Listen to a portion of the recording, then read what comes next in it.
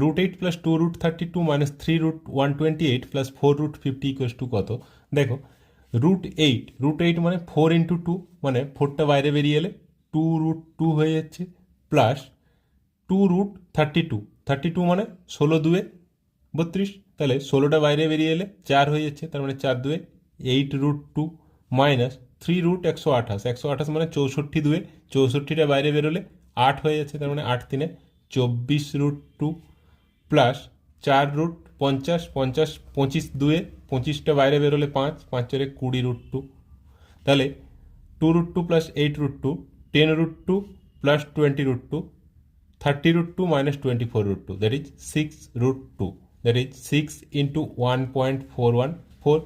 তাহলে এটা হয়ে যাচ্ছে 6 4 24 8 4 8 8.484, option A is the answer.